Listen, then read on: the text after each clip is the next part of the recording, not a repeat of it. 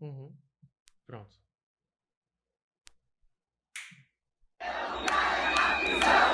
Lula, ladrão! Fora Bolsonaro! Assassino! Lula, cachaceiro! Devolve o meu dinheiro! Fora Bolsonaro! Lula, cachaceiro! Devolve o meu dinheiro! Lula, cachaceiro! Devolve o meu dinheiro!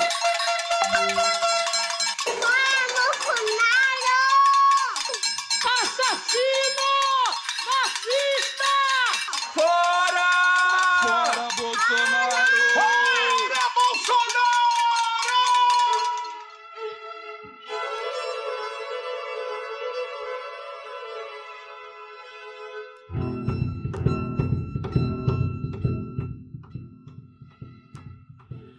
Olá, me chamo Danilo Oi, me chamo Amanda. e vamos começar mais um episódio do podcast 4.0. Bom, hoje a gente vai falar um pouquinho, né, sobre as manifestações artísticas, manifestações políticas que estão acontecendo aí, que está tendo bastante repercussão nacional. Para falar disso, a gente trouxe um cara que, olha só, ele trabalha como jornalista desde os 15 anos, quando começou fazendo crítica de cinema, cursou jornalismo na Universidade Federal da Paraíba e passou os primeiros anos no jornal impresso, ingressando posteriormente no jornalismo televisivo, onde passou 25 anos. Ele é autor do livro Meio Bossa Nova, Meio Rock and Roll, Crônicas Musicais, e atualmente tem uma coluna sobre música, cultura, né, e política.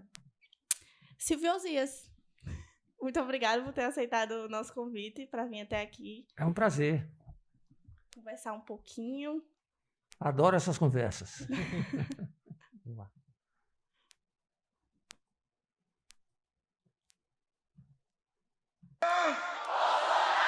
Fora! Fora! Fora Bolsonaro! Fora Bolsonaro! Bom, pois é. O artigo 220 da Constituição Federal, ele fala que a manifestação do pensamento, a criação, a expressão e a informação sob qualquer forma, processo ou veículo não sofrerão qualquer restrição observado ou disposto nessa Constituição. Inclusive, o segundo parágrafo ele fala: é vedada toda e qualquer censura de natureza política, ideológica e artística.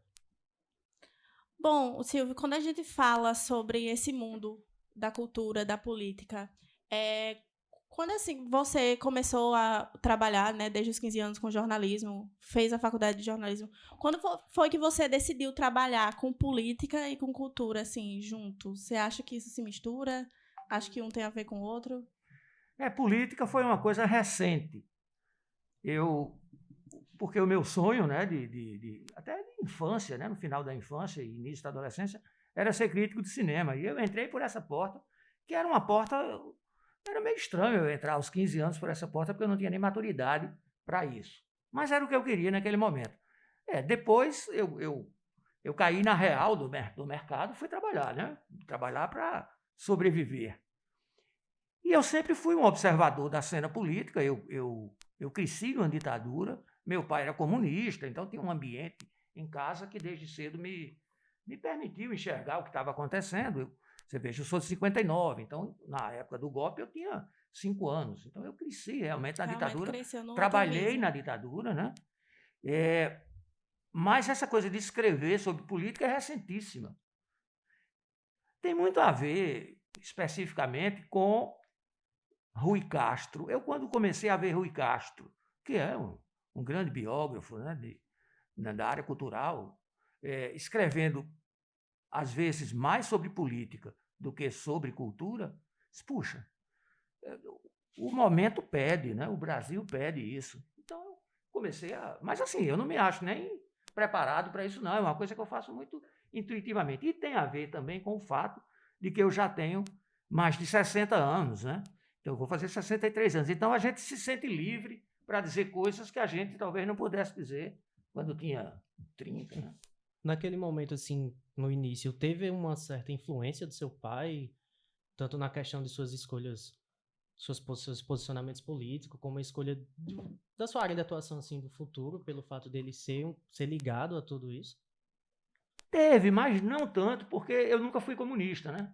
Então, meu pai era comunista, mas meu pai era uma referência importante na minha vida, continua sendo, né? E ele permitia assim, uma abertura muito grande, né? No ambiente, né? Da nossa casa. Mas foi um pouco o contrário, eu fui crescendo e eu fui levando, né, os meus amigos e as minhas amigas para dentro de casa, e essas pessoas se aproximaram do meu pai, porque achavam o meu pai um cara bacana, um cara de ideias, né, progressistas. Então, foi mais ou menos assim. Aí você citou bem aquela época da ditadura militar, o golpe que iniciou em 64, e realmente naquele tempo foram tempos meio sombrios assim, para a cultura, para toda a liberdade de expressão. Então a gente viu um regime extremamente autoritário, onde muita da cultura ela foi censurada.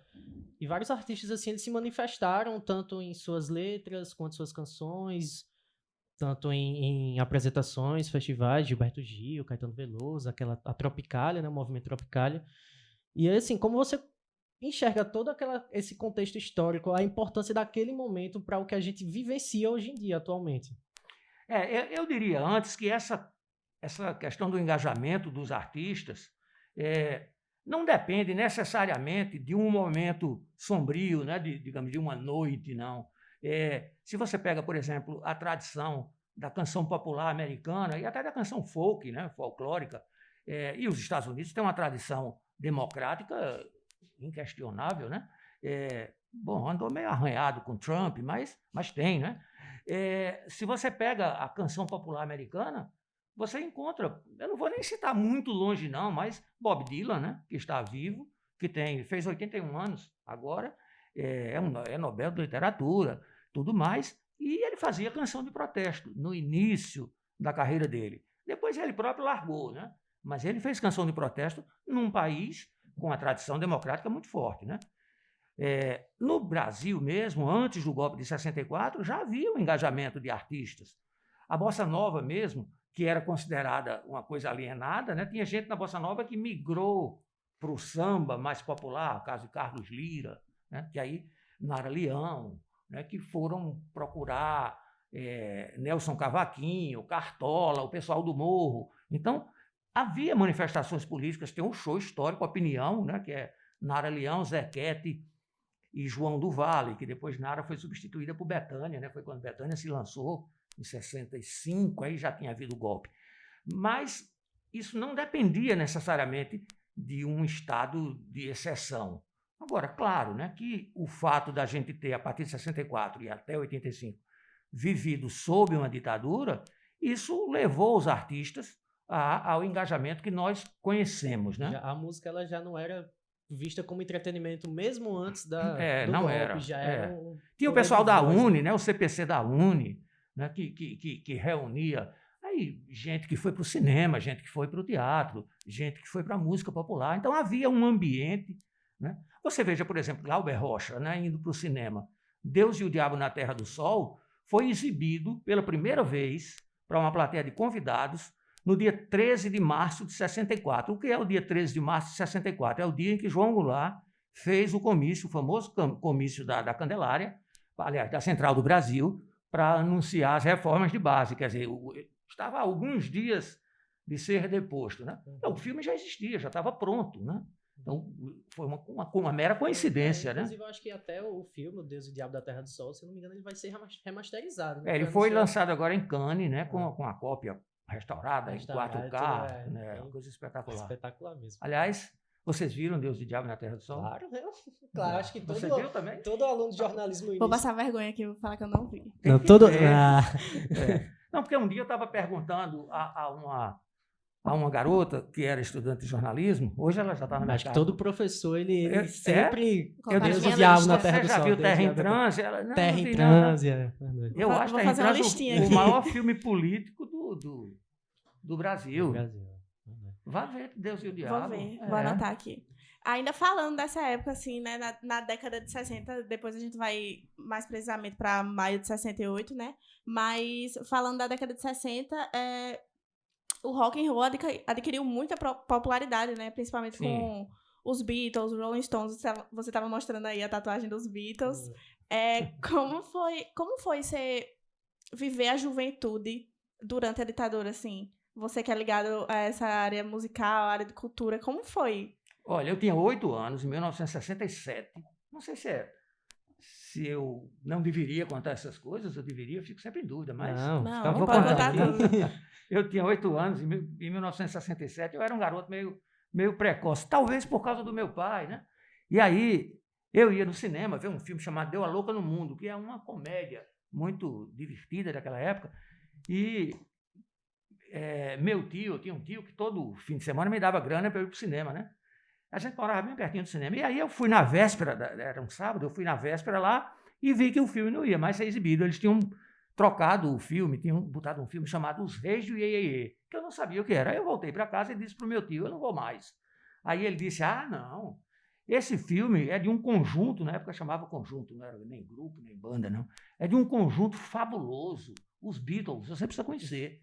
E aí eu fui, e aí o resto...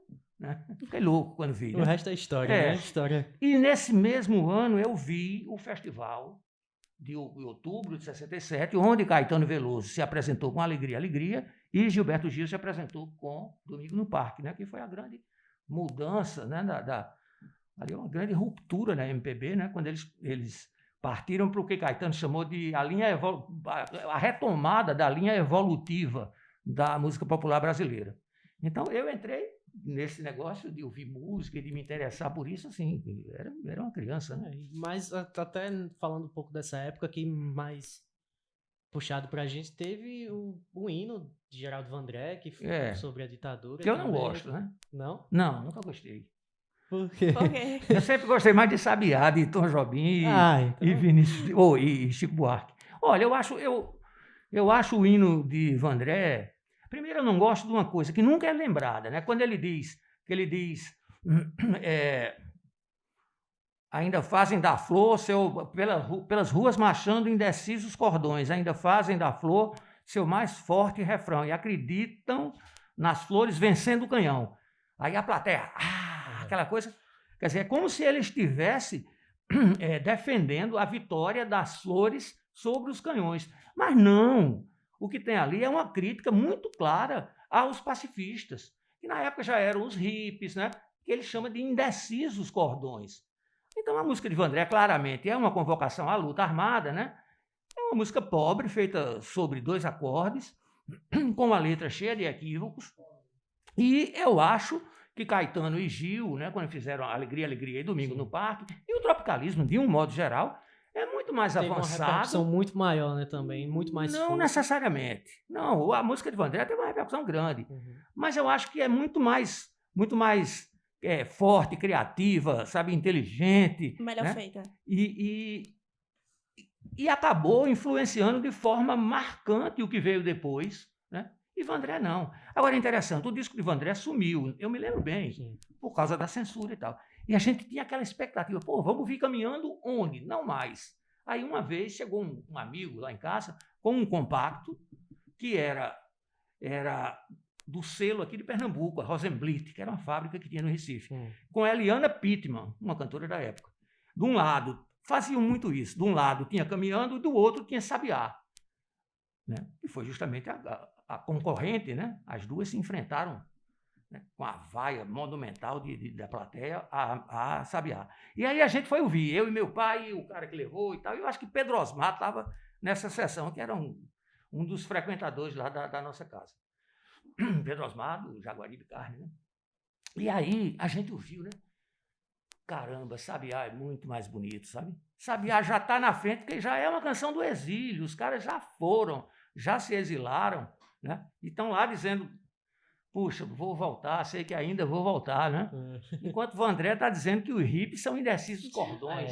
Realmente, para a época não cai legal. Porque não havia só a solução armada, não, havia também, que nem era solução, né? Deu no que deu, havia também a solução pacifista, a solução do diálogo e tal, entendeu? Da articulação política, né? Que acabou prevalecendo até 85, até o momento em que o país reconquistou né? Começou a se redemocratizar, né? E você acha que a música ainda consegue influenciar os jovens como antigamente? Olha, é difícil dizer, né?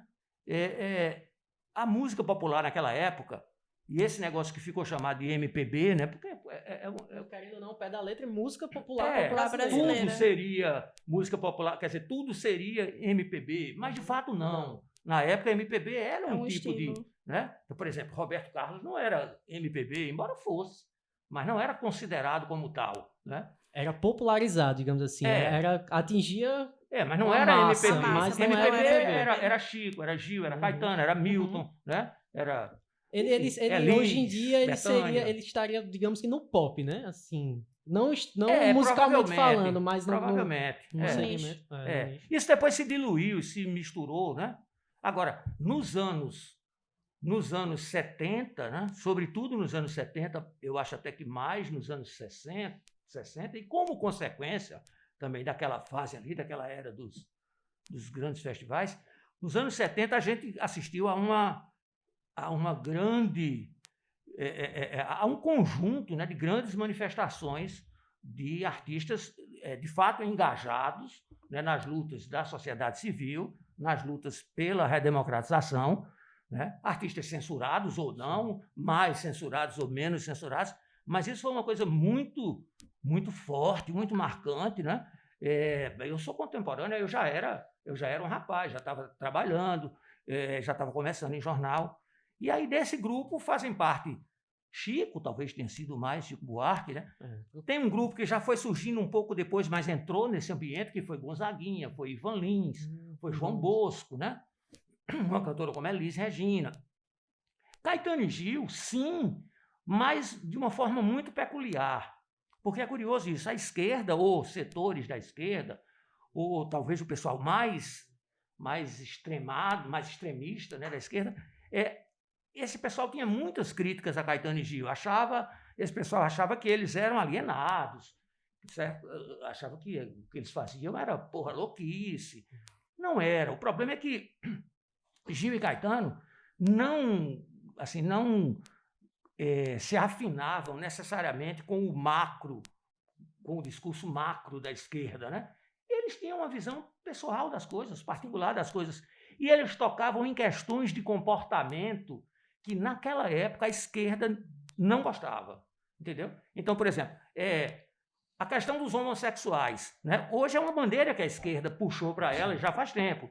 Nos anos 60, 70 não era, a visão era a visão do partidão, do Partido Comunista, que expulsava o cara porque o cara era gay, entendeu? Então, Gil e Caetano eram artistas já muito identificados com essas outras manifestações. Ontem eu estava vendo Gil no Roda Viva, né? Sim, e Djamila Ribeiro disse, puxa, Gil, coisa importante do Manifesto Realce, você fala de um salário mínimo de cintilância.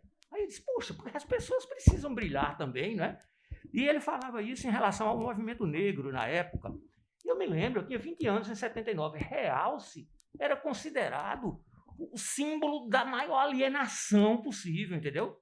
Realce, quanto mais purpurina, melhor, né? Aliás, no programa, Vera Magalhães, que conduz ela conduz o programa. Ela juntou umas frases de Gil, né? E aí ela disse, Gil que jogou purpurina na MPB, né? Para vocês terem simbolicamente uma ideia, foi basicamente isso. Para vocês terem uma ideia, eu trabalhava no jornal A União e eu fazia parte de um pequeno grupo que gostava de Realce, que gostava de Gil, e tinha uma galera mais conservadora que passou a chamar a gente de a turma do Realce. Lá no Jornal União. No Jornal União. Nossa. Isso é história, de alguma maneira, da imprensa local. Às vezes eu tenho vontade de contar a história, mas fico com receio de... O que era a turma do Realce? O que era a turma do Realce? Era um grupo de jovens jornalistas que eles achavam que eram gays. E necessariamente não eram, entendeu? Por exemplo, eu sou hétero. Mas tinha gente que simpatizava completamente com... Totalmente, não tinha problema nenhum. E tinha gente que era homo. Mas eles viam todos como um grupo só, e um grupo assim, que eles queriam longe. É a turma do Realce. Eu vendo o Gil agora, com 80 anos, e vendo Vera Magalhães e Djamila Ribeiro, e todos discutindo esse assunto, né, me reportei a essa época. Mas o cenário era esse, né, de um modo geral, que eu estou tentando traçar, Entendi. com algumas derivações.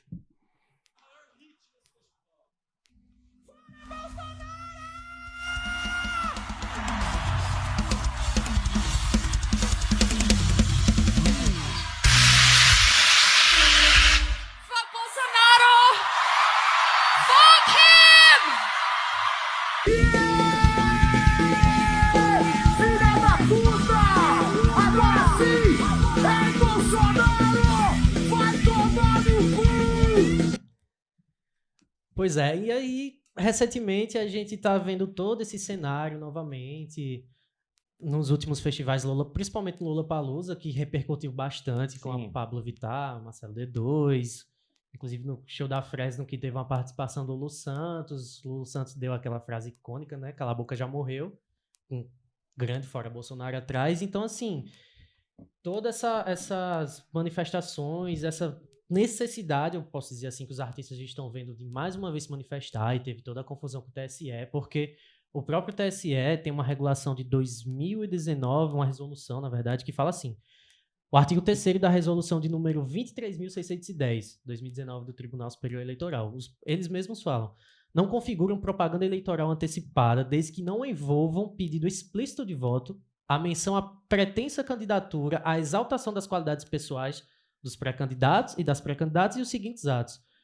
E mesmo assim, com todas essas manifestações, o cenário que a gente vive no país, o TSE ainda tentou, querendo ou não, censurar, porque, ao meu ponto de vista, é uma censura. Embora tenha sido uma decisão monocrática, né? Que aí depois o Supremo voltou atrás, foi Sim. toda uma novela. Mas aí, assim, é uma problemática, é uma necessidade, a gente realmente precisa estar colocando isso em pauta, a gente realmente precisa, nós como pessoas ou até figuras públicas, artistas, realmente, no ano de uma pré-eleição assim tão polarizada, eu acho que o Brasil nunca esteve tão polarizado desde 2018 para cá.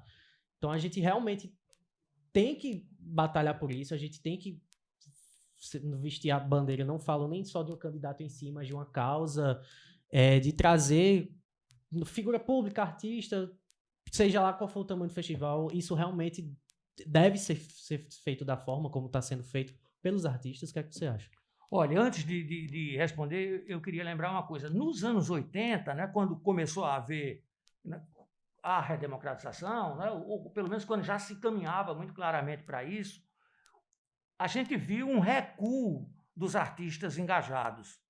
Era natural que fosse assim, né? Por exemplo, Chico Buarque, coincidência, eu estava nos últimos dias reouvindo os discos de Chico dos anos 80. Eles não são mais políticos, eles não têm mais aquele engajamento, porque não era preciso. Aí Chico entrou numa coisa mais poética, né? Mais lírica e tal, mudou o jeito dele, inclusive, de fazer canção. Até se tornou mais fechado, menos popular, etc. Mas já naquele momento, se você for ver, existem manifestações políticas da garotada que estava naquele rock, né? O Legião Urbana, o Barão Vermelho, os Paralamas, eles todos têm uma pegada política ali forte, né? Você vê, inclusive, a imagem icônica, né, de Cazuza com a bandeira nacional no Rock in Rio, né? Essa rapaziada esperta, quando ele canta "Pro Dia Nascer Feliz", enquanto naquele dia Tancredo tinha sido eleito, né? Tudo bem, era uma eleição indireta, tal, mas era uma vitória expressiva da democracia e das lutas pela redemocratização. Mas houve essa mudança, sabe? Esse pessoal foi fazer outras coisas. Agora, hoje, eu estou lembrando aqui do livro O Povo contra a Democracia, né? O livro foi escrito antes, é um livro importantíssimo, né? O livro foi escrito antes da eleição do Bolsonaro. O livro não fala do Brasil, mas tem um capítulo, um texto, que eu acho que é na abertura do livro, que menciona o Brasil, que foi escrito especificamente para a edição brasileira. E o autor diz que é preciso que os brasileiros, de um modo geral, participem, né, se manifestem, né, tomem parte, né, de um movimento pela mudança do que está acontecendo, né? Porque essa guinada aí para a extrema-direita não era uma coisa que estava no script, né? Eles meio que não estavam preparados Não, para toda essa não. onda aqui de manifestações, né, Não. que vem acontecendo. Eu não quero me gabar, não, sabe? Mas em 2017 eu achava que Bolsonaro ia ser o presidente. Eu não sei se eu conversei com o professor, mas eu achava que Bolsonaro ia ser presidente. Mas aí, voltando, então, dentro desse ambiente, dessa necessidade de que todos, de alguma maneira, participem, né, eu acho naturalíssimo que os artistas, com a tradição que eles têm, sejam os artistas de outro tempo, como a gente está vendo Caetano aí, se engajando na campanha de Lula, né, e seja os artistas mais jovens, mais recentes, como Emicida, né, Sim, como sim. Pablo Vittar, Anitta, enfim, a turma da música popular brasileira de hoje, né, tão contestada, tão criticada, às vezes até pela esquerda. Não, porque funk, porque... Eu acho bacana, acho positivo que tenha tudo isso, não vejo nenhum problema, entendeu?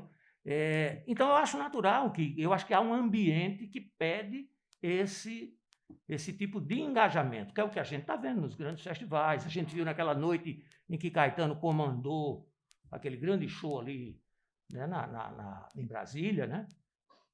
E ali, puxa, Emicida foi um negócio extraordinário, né? A performance dele. Então, está no script, né? Que todos eles participem e se engajem, né, nesse momento, para ver se a gente se amanhece Desperta, o dia, né? E aí, quando a gente fala... Só a última pergunta aqui, que a gente está com o tempo apertado. Já avisaram ali o tempo. A gente falando dos novos artistas, dos jovens se engajando cada vez mais com política, né? Teve a galera, todo mundo agora tirando o título de eleitor para essas eleições. Quando a gente pensa na música atual, a gente pensa... A música, ela foi feita para pensar, porque muitas vezes, por exemplo, a gente fala de funk, por exemplo, a Anitta fala, não, é só para rebolar a bunda. Ela só pode fazer música para rebolar a bunda. Mas aí a Anitta vem e fala, não, vamos pensar um pouquinho também. Vamos se colocar inclusive, politicamente. ela disse que pagaria a multa para os artistas que se manifestarem. Não, eu acho que música é para tudo. Eu não tenho esse... Por exemplo, tem música para pular, né? Eu até brincava, música para pular brasileira, né? Que era o pessoal da Axé. Aí todo mundo fala mal da Axé. O Ivete Sangalo, que está fazendo 50 anos, eu acho Ivete Sangalo uma grande artista, uma grande cantora brasileira. Inclusive, muito pressionada porque se porque manteve neutra, né? Na neutralidade. Eu não tenho esses limites, eu nunca trabalhei com eles, não, sabe? Eu acho a Anitta uma artista incrível, né? Que conquistou o que ela conquistou, tem uma presença aí marcante, né? Do ponto de vista do engajamento dela enquanto cidadã, enquanto figura pública, né? E faz a música dela. Esse negócio de rebolar a bunda, não sei o quê, eu estava dizendo a uma amiga minha que não gosta de Anitta e que gosta de Elvis. Eu digo, olha, Elvis em 56 o negócio dele já era a bunda, né? Tanto que ele foi chamado de The Pelvis e foi censurado pela TV americana. Ele só podia aparecer da cintura para cima.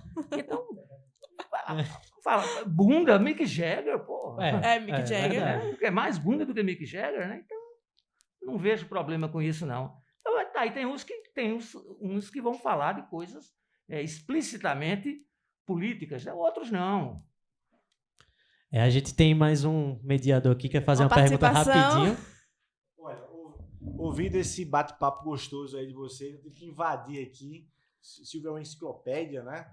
E aí eu queria, para dentro desse tema de vocês, perguntar o seguinte, os artistas que estão aí fazendo as suas músicas e sendo consumidos, independentemente de faixa etária, econômica e política também, os que são neutros, dito neutros, eles conseguem encher shows de pessoas que votam em Lula e votam em Bolsonaro. Os que escolhem lado, a sua visão é daqueles que escolhem lado, eles são, você os considera mais como abnegados pela causa política, inclusive para ter prejuízo financeiro, porque eu me lembro muito de Chico César me dizendo, olha, Torres, depois eu não sou chamado e não sou contratado por prefeituras da direita, né? Há muito tempo que eu não tenho shows para essas prefeituras, tenho para as prefeituras de esquerda. Eles são abnegados comercialmente falando ou não? Há uma estratégia também comercial aí por trás do ponto de vista de você fortalecer-se naquele nicho, do nicho que eventualmente cada um escolhe. É difícil dizer, né, quem é abnegado, quem não é, quem faz estrategicamente, quem não faz. Eu acredito que tem gente que faz por estratégia, eu acredito também que tem gente que faz porque não faz diferença, né? Porque já são artistas que conquistaram assim um artista como Caetano Veloso ou como Gilberto Gil, não depende disso, né? Mas eu vi, por exemplo, um show de Caetano, o ofertório, que ele fazia com os filhos, passou aqui por João Pessoa. Eu vi 2 vezes no Recife, além de ter visto aqui.